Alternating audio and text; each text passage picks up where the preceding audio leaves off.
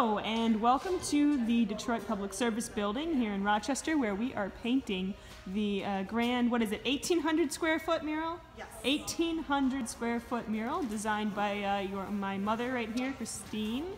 And I'm going to start showing you the process, taking you through the beginning steps here of painting it. So first of all, this is the overall mural design.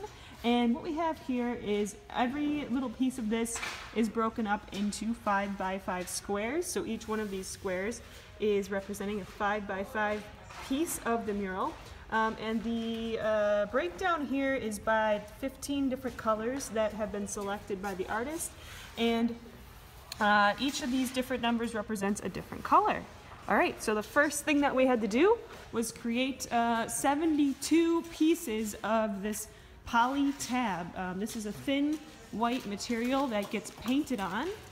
So I'm going to show you the painting in just a second, but first off, we had to take this roll of poly tab right here and cut this thin papery material. It has the consistency of a dryer sheet, and we cut that into 72 of these panels right here on the floor, and they're nice and relaxed there.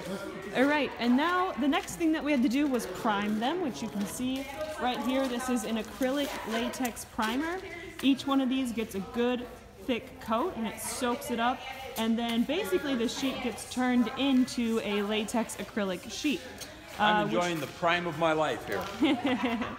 Which then come on over here, we hang them up to dry overnight, and they maintain their flexibility.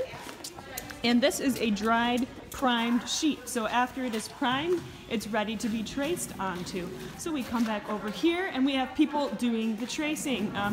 We had broken down the mural into the 72 pieces, and each piece is projected onto the poly tab on the wall and traced down by the artists and the volunteers. And as you can see, just about anybody can trace it down.